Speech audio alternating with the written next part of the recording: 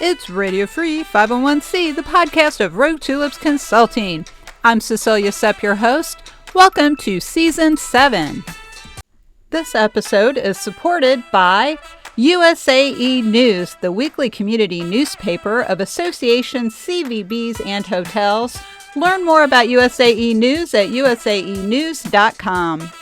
This week, I'm joined by two more first-time guests, Rob Hunden and my guest, Jay Burress. They're here with me this week from Hunden Partners, and we're talking about DMOs and placemaking and how we create spaces for connection. Will be a great conversation. It's August 18th, 2025. Welcome to episode 295. Hey everybody, it's Monday, August 18th. I just got back from ASAE's annual meeting last week, and I'm finally rested up, and I'm so glad because we have another round of first-time guests this week. We've had quite a year of first-time guests on the podcast. Hi, I'm Cecilia Sepp, your host. I'm the principal and founder of Rogue Tulips Consulting. So glad you are here today. This is a topic I know nothing about, so I'm looking forward to it.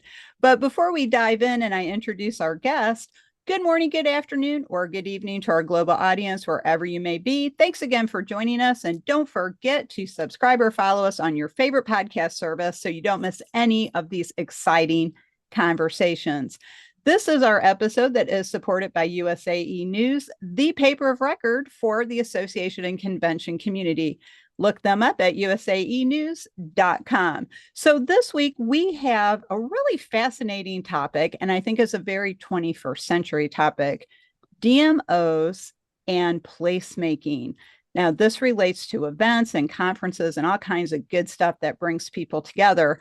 And so I am joined this week by two people from Hunden Partners, Rob Hunden and Jay Burress. So we're going to start with Rob. Rob, welcome to the podcast. Can you tell us a little about yourself and say hello to the audience? Well, hello. Thank you, Cecilia, for having us today. We're super excited to be here. And sure, yeah, I'll tell you a little about myself and Hunden Partners, and I'll try to keep it succinct. But I have been in destination development and placemaking for my entire career. And so that has really been an arc of the career to get our company, which is 20 years old, to a point where we are sort of the premier advisory firm that works on compelling, game-changing destination development and placemaking projects around the world. The advisory part of that, all the way from sort of the visioning of who do you want to be in your next chapter as the best version of yourself as a place at that 100,000-foot view, down into the next phase of feasibility studies and economic impact. Like, are these ideas and concepts, are they realistic? So we sort of match up the realism of the hard market financial realities of everyday life to those, utopian visions. Where do they meet and how can we move forward? And then we help our clients implement those by coming up with creative finance strategies and economic and development, other strategies and processes, as well as developer team selection processes to get the right development team to move the projects into actually getting developed. And then we also have our placekeeping work, which means we help set up these places for success for the next 30 to 50 years by setting up governance models that help them do this. And I got started doing this at the City of Indianapolis Bond Bank in the mayor's office back in the mid 90s, helping that city and that mayor's office do those very things as a very young pup. And I got to see what great leadership and alignment between all the major stakeholders could lead to in terms of great economic vitality for a community, its citizens, and its visitors. And so I was like, how can I do this for the rest of the world? And so over the course of time, have been able to realize that vision with an amazing group of people, which Jay helps lead at our firm. And so I couldn't be more happy to be here and tell you a little bit about how that is going these days. Oh, well, great. Well, thank you. This ought to be a good topic, really in-depth conversation if that's the high-level overview. So thank you for that. That's Yeah, I know. fantastic. It's a lot. I'm trying to make it more succinct, but it's, placemaking is very complex and vast. And so, yeah, keeping it tight is sometimes difficult. Yeah, well, we'll talk about that in a couple of minutes. Thanks for that, Rob. So let's go over to Jay so Jay can introduce himself and say hello. Sure. Jay Burress, I'm Executive Vice President of Tourism here with Hunden. Been with Hunden a little over a year, but my background is all on the tourism side. I, right out of school, went to the Dallas Convention and Visitors Bureau, where I worked for 20 years in 11 different positions and really saw a lot of the evolution that we'll talk about of the DMO space. Working those markets, had the opportunity to go to Arlington, Convention and Visitors Bureau in Arlington, Texas, and really see kind of that placemaking going on there. And as CEO there, really saw a lot of great growth in that area. Had the opportunity after that to move to Anaheim, California, and was CEO there for 11 years and got to work closely with, of course, Disney and the other entities they have there, but continue to watch that evolution of the DMO space. So my background is with the DMO and tourism, and this is kind of where these worlds collide with placemaking and now with Hunden Partners. Well, Worlds Collide, that's one of my favorite science fiction movies when Worlds Collide. So I hope it's not that. But I like to think they dovetail, right? They would come together in that way. So, but for those in the audience like myself who are not from the convention and event space, I'm going to go back over to Rob. Could you please give us a definition and an explanation of what placemaking is? And then we're going to go back to Jay for an explanation of DMO. So over to Rob. Sounds good.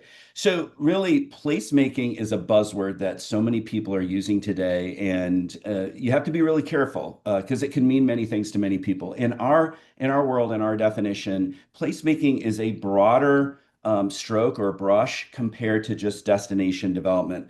Destination development really focuses on the tourist only. And when we think about placemaking, we think about these are intentional developments and efforts designed to make places better to live, work, play, and visit. So the visit is a key pillar of that, but also is the live and work and play. And play can be anybody, right? But we want to make sure that the things that we're designing for visitors are also great for locals. And in fact, visitors tend to be attracted to things that locals love to do in their hometown. Visitors love to discover things. Things that are made for tourists typically have a very short shelf life, and people can sniff the sort of the attractionism of it. And so what they really want are to go to really unique, authentic places that have been curated with intention, but also maybe just evolved over time with some thought. And so when you look at what's important to say where people are, what's important to people when they make a decision about where to go and live, and the things that are important to people when they say they're going to go and visit somewhere, and also if you survey CEOs and say where is it important for your place that your place have, what are the 10 top things that are important for a place to have when you're expanding your business somewhere. 8 of those top 10 things are the same across the board, right? So when we're thinking about those dovetailing or those overlapping circles of things that are important to live, work, play, and visit, that's placemaking. And so we're just very intentional about that word and also making sure it's inclusive, because the reality is that visitors bring a lot of outside dollars to communities, but in a lot of communities, those visitors and their dollars and the DMOs, which Jay will talk about, are often taken for granted. But when elected officials realize how important and impactful visitors are to the economy, they're bringing outside tax dollars in, right? So that's good. That means you don't have to tax your own citizens as much. When they see that tourism is a vital part of economic development, then it becomes, I think, more appropriately thought through as in terms of how we're going to treat the DMO, the economic development officials, and elected officials. We're going to take them seriously as a huge pillar of our place. And so DMOs have a real role to play in that. So it probably dovetails nicely with your question to Jay. Okay, that's great. Well, thank you for that, Rob, because I do know a lot of cities are looking to have multiple revenue streams, and that includes tourism. It's very similar to when associations are looking for non-dues revenue streams and having a good mix of that. So, Jay, let's go over to you. And can you explain to us what DMO is? Because again, like there's a lot of people in the audience like myself, no, we're not really familiar with that. Well, my mother doesn't even know what I used to do, so don't feel alone on that. The DMO world, the destination marketing organization, we started as convention bookers a long time ago, convention and visitors bureaus. We added the visitors, we evolved into including both. Then we evolved. We thought we were pure marketing, so we changed to destination marketing organizations. And from that, we've always been concerned with just the visitor, with those outside of our destination. That evolution started at the time when we became really managers of the destination, because you didn't want to if you put too many visitors in a city, you start to develop some negative feelings from the local community. So you're really managing that, and when you're marketing, how you're moving people around the destination, and that started paying attention to the community. So from that, we became, I guess, stewards of the of the community, and that's where we were truly recognized as looking out for the good of that actual city, not just from a visitor perspective. And cities started to know that, elected officials started to know that. And now the final frontier evolution in my mind with the DMO is into that of placemaking. We dabbled with it early on, and that some DMOs started getting involved in creating events for their destination. They may have a slow period, a shoulder period, and they said, what if we created this event to kind of draw visitors in here, start to fill our hotels, fill our restaurants, and fill our communities? And that evolved into some DMOs starting to actually own attractions and help develop different things. And so seeing that start to pop up more and more, that really got my attention, because I thought we could be so much more than just a sales and marketing organization. And our value to the community and to the city could be felt more if we were doing more and kind of joining efforts with a lot of the economic development efforts that go on in cities. Some cities are using now, if you're smart, you can use the visitor who starts with a visitation to then work on the economic development side, and it kind of works hand in hand to really drive each other. And that's when the magic happens, is when we get both working together and evolving to this placemaking status. I think that's where we are today, and more DMOs are recognizing it and making great strides in that area. And that's fun to watch and fun to be a part of. Well, it sounds really fun, and I have been learning more about this as I get to talk to more people like yourself and Rob about what goes on with these sorts of destination planning and placemaking and event planning and encouraging tourism. So I want to jump to the global stage for a moment if I can. I read the news a lot, and I've been seeing a lot of cities around the world pushing back against tourism because they're being overrun.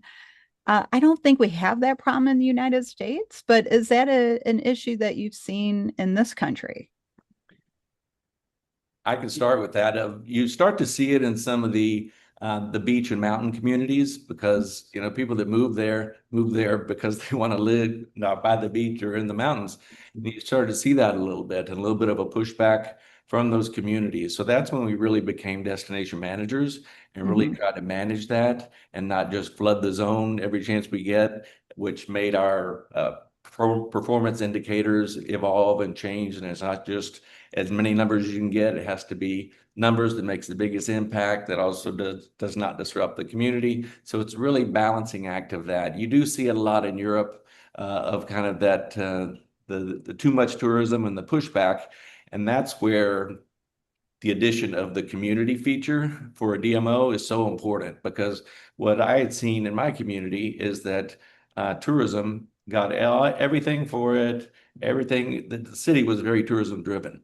And the community started to notice that and said, well, my streets look terrible. Yours in the resort district look fabulous. How come you get that and I have to live here and suffer with this traffic and so forth? So really you needed to balance that and make sure that the benefits that those dollars coming in recognize that they are going to the community and a lot of the city services, and not in a way of, look how good we are at taking care of you, but here's an effort that we're going to work together to make this place a better place to live, work, play, and visit. And so it's a real balance there, but that addition is very logical, but going from marketing to management to steward to placemaker makes the most sense. And including everyone in the community. Yes. So everybody gets some of that. So Yeah. Rob, when you're doing placemaking advisement with people, how much does that come into play to make sure that the people that are already living there are going to be comfortable when the place is either revised or something new is added? Yeah. So unlike in Europe, where the populations of these different places that have very high tourism throughput, that there's not as much migration of folks as there is in the United States. So it's a bit of a different issue over there. In the United States and Canada, what you have is you have very strong flows of migration. Just people deciding, hey, I want to go move to Park City, or I want to go to Bentonville, Arkansas, or I want to go to whatever their hot new places that they decided because of quality of life and place. And so what's really interesting about that is you have these booming communities, often mountain or waterfront towns, but they can be, again, like we're working in Bentonville, Arkansas right now. Their population is exploding, their quality of place is exploding, and those two things are in tandem, right? They built a quality of place that has attracted a lot of people to it. But then many of the same people who are attracted to that place are also saying, "Hey, I liked it the way it was when I sort of took that snapshot of when I moved here, and now wait, there's more people. There are more people moving here, and there are more people visiting all the time. And the things that were enjoyable for me are maybe a little more overcrowded, especially during high times of this, high seasonal times.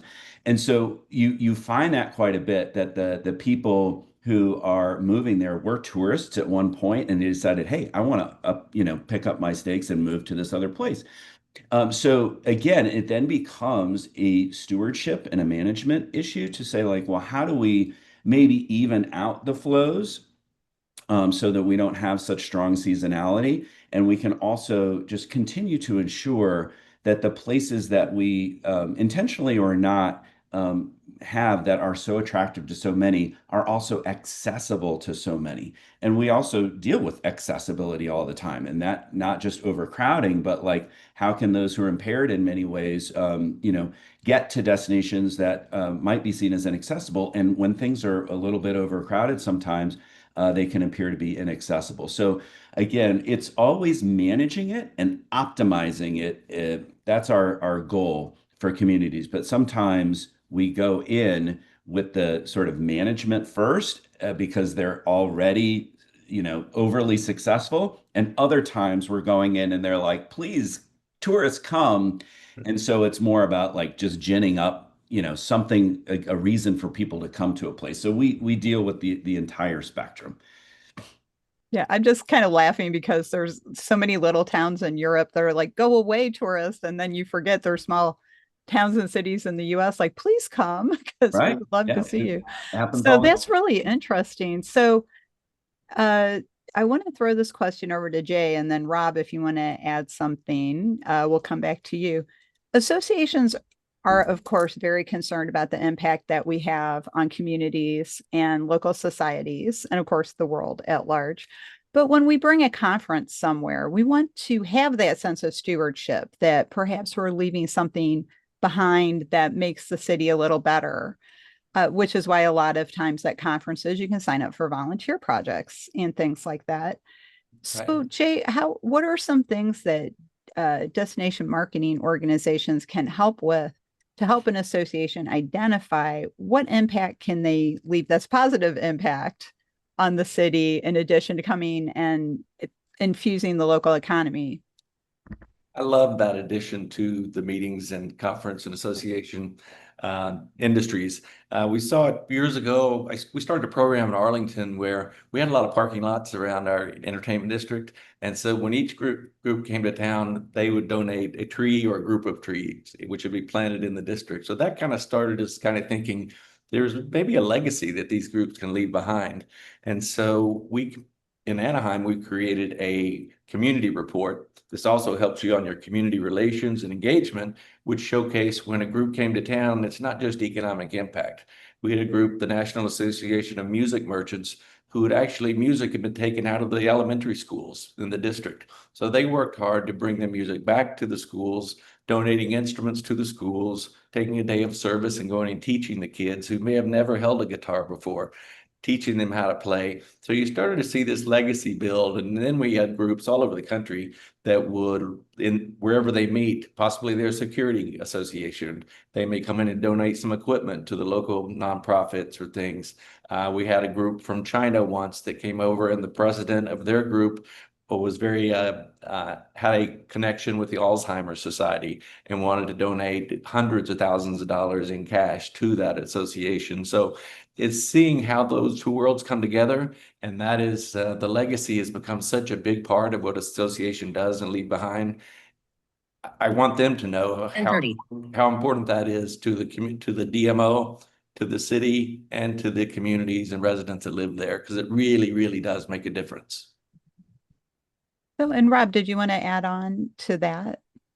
No, I actually have something to pivot to. That I think one of the key things that is sort of our mantra these days is when it comes to placemaking, no one has really picked up the mantle to own that. I think historically people hope and pray that their mayor or governor or whomever is sort of the lead elected official of their community or area is going to like be this great visionary who's going to execute on all these amazing things for convention facilities and sports complexes and major league teams and great events throughout the year and all of that. But mayors have lots of other things and governors have lots of other things to worry about beyond just placemaking. And then we think about, well, economic development officials, they should be doing that, but they're often focused on attraction and retention of corporations and things of that nature. But they often are thinking of quality of life for attracting those things. So there's that concentric circle overlapping that a little bit. And then destination management organizations are really focused on the visitor, and yet we really talk about the chief placemaking officer or C3PO because they're all three: the DMO, the EDO, and either the city management or county management or the elected officials really are the three sets of groups that really should be taking on the mantle of chief placemaking officer. And we, of course, are ready to team with them, but no one has really historically said, like, this is my zone, this is my territory to own and be accountable for. Everybody's sort of taken their piece of the pie and said, oh, I'm going to work on policing and education and sewers and things like that. That's more of the elected official city manager side, and then EDOs again on the sort of attraction and retention of companies and jobs, and then destinations doing destinations, but no one's really put it all together before. And that's the world that we're in now. They really need to be all in sync, and someone's got to lead that charge. And we will help them do that, of course. But the leadership, we can push on a string, but someone's got to be pulling that rope and pulling people down the field to a victory, a score, a touchdown of all of these great things. And you can't just wait and hope that an elected official is going to be the one to say, like, hey, we've got a huge gap and opportunity here in youth sports or shopping and dining, or to underscore and turn our German American heritage into a big event every year, or whatever it is, right? There's nobody whose job it is to do that, and people just always hope that someone will come around and take up that cause. Well, we're saying that absolutely should be the cause. And you, as a DMO leader, especially because your whole budget is based on people coming to town and visiting, you should always be focused on the things that are going to benefit the community by bringing in folks to share it with, right? And so we just strongly believe that the DMO leaders are those chief placemaking officers who maybe not recognize it yet. Probably about 2/3 of them are spending most of their time and money moving hotel tax dollars to marketing and branding campaigns and things like that to market and sell what I would call SOSDD, right? Same old shit, different day. Like, their package of goods and services hasn't changed in a long time. We're here to say you can make that change. We have what we call our 10 pillars of place. We measure destinations and places based on how they're doing in their 10 pillars, with lots of really interesting ways of measuring things like cell phone tracking data and all that, to understand, how's your convention and meetings business doing? Do you have the facilities? How about sports? How about retail and restaurant? How about events? How about natural features and recreational things? How about great public spaces and architecture? What are all the things that are contributing to your place? How are you doing? How are you doing versus your peers? And what are your gaps? And are those gaps opportunities? Okay, if so, then let's decide what 2 or 3 things are the most important gaps to fill. Let's go and change our place for the better, instead of just polishing the same old thing a different day, right? And trying to sell that. Let's use some of that those resources that we have and the leadership that you can create and be to advance the place and not just say, well, this is what we have, we're going to sell it again. That's not exciting. That's like, to me, that's like a version of hell, like doing the same thing over and over and getting the same result. It's crazy. Well, it's One also Albert Einstein's definition of insanity. Right? So I like that. So, one of Jay, would you like to add on to Yes, that? Cecilia, thank you. And one of the things I was thinking of by placemaking, and we like to say making the world better one place at a time. And this is whether it's building an asset or building the community or building better places, that benefits the association who can bring their meeting there because it's a better experience for their attendees, which means they continue to attend the conference, building their membership, continuing to grow their mission as an association. So it really does benefit the association, the meetings and conference market, as well as the locals and the visitor alike. So it really, in that ecosystem, it really all works together.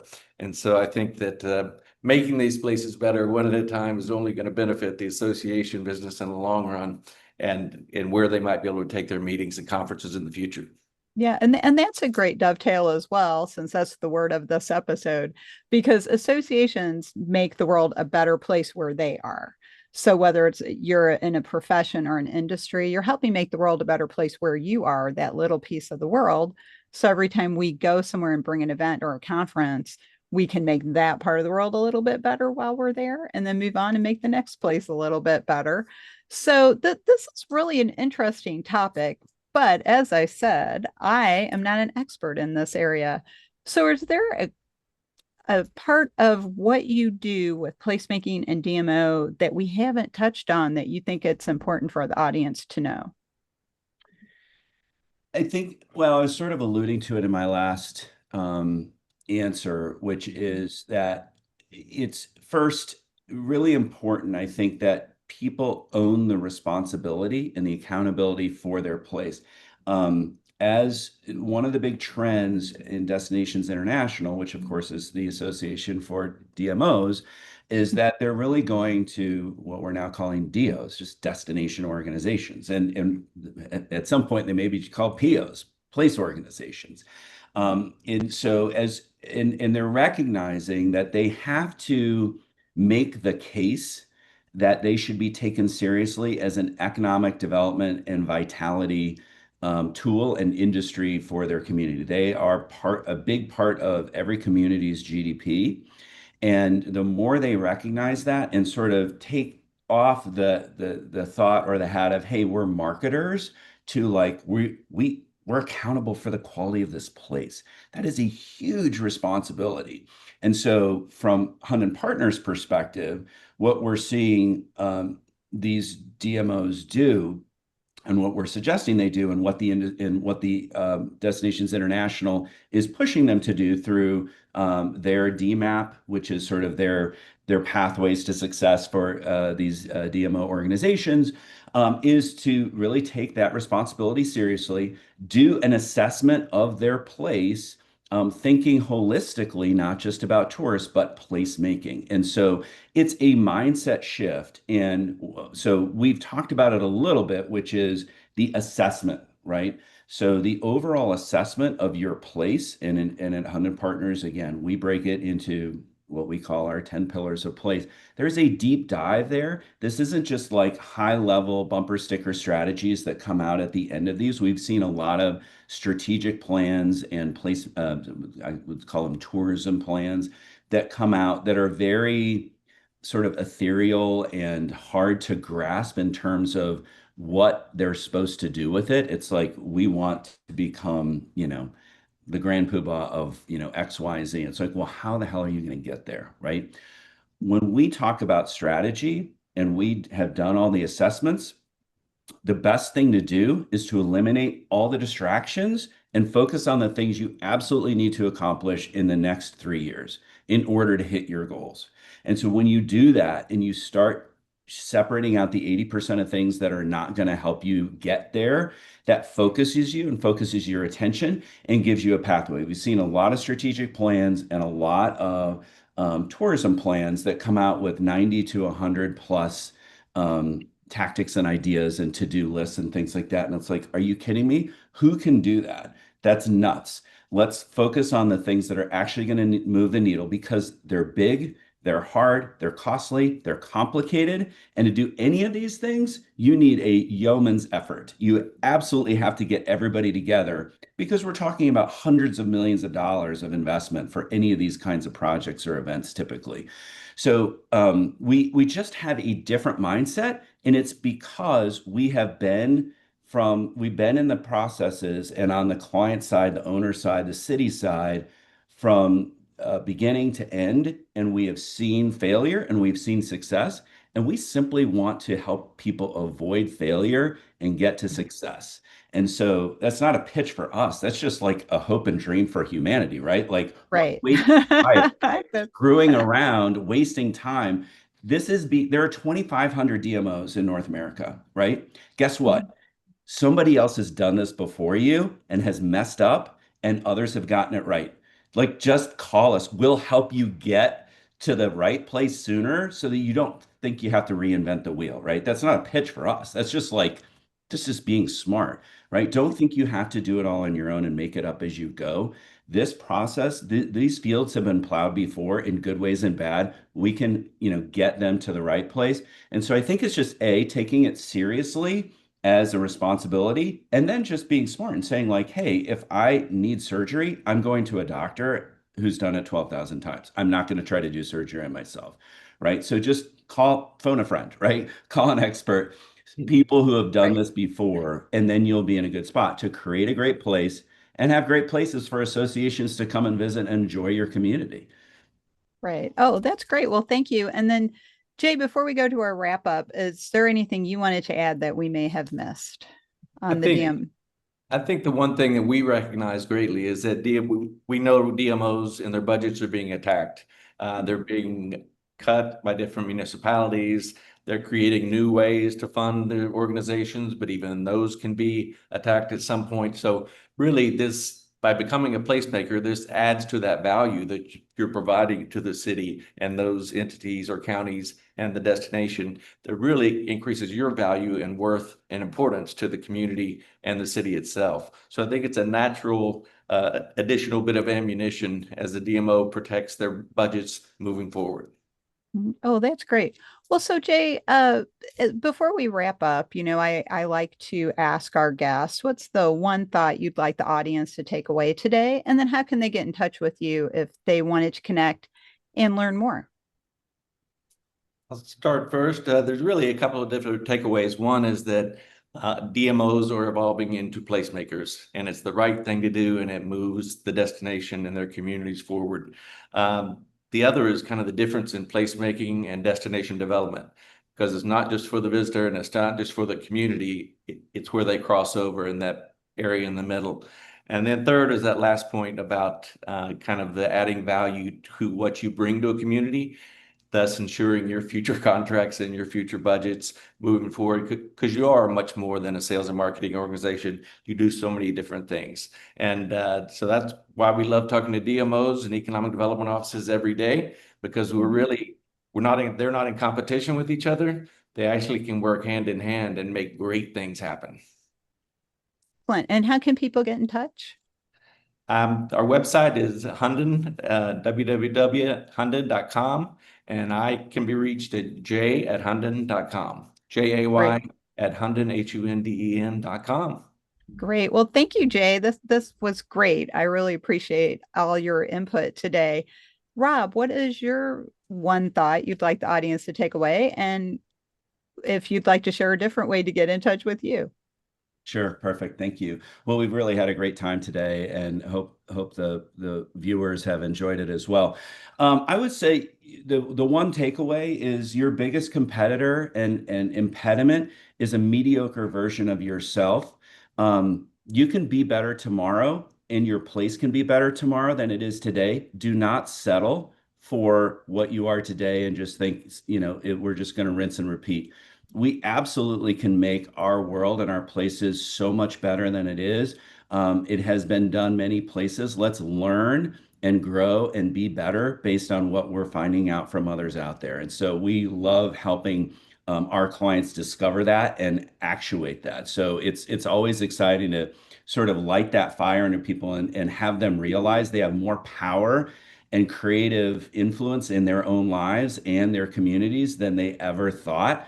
And when they get that mind shift, great things happen. So we're very excited about that and the power of place and leadership in it.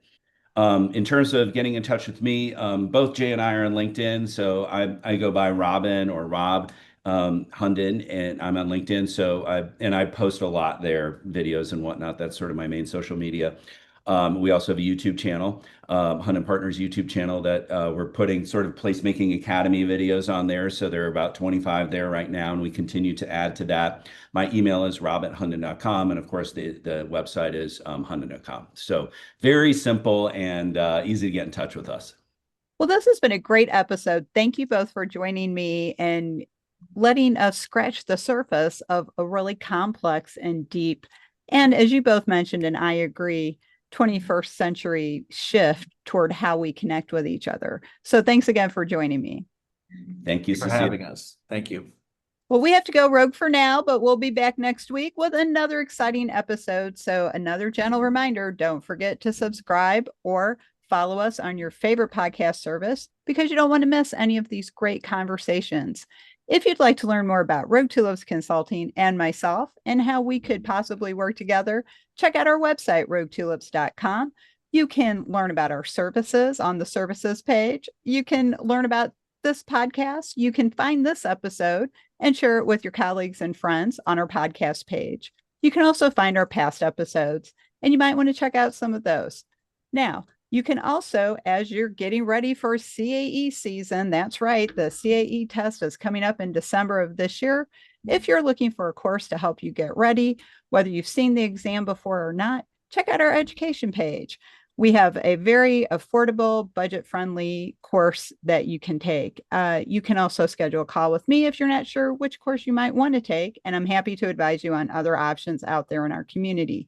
Again, that's on our education page, where you can also find our monthly ethics session that we offer for that all-important ethics AE renewal. If you want to know what's on my mind this week, because you never know what the heck I'm going to talk about, check out the blog page. That's right, podcast education blog services. We make it easy at Rogue Tulips. So thanks again for joining us. On behalf of Rob, Jay, and myself, we'll see you next time. That's it for this week. I hope you really loved this episode as much as I did. Thanks for listening. Learn more about how our experience and knowledge at Rogue Tulips can give your organization the strategic edge to reach its goals. Check out our website at roguetulips.com. We'd love to talk with you and see how we can work together. Thanks.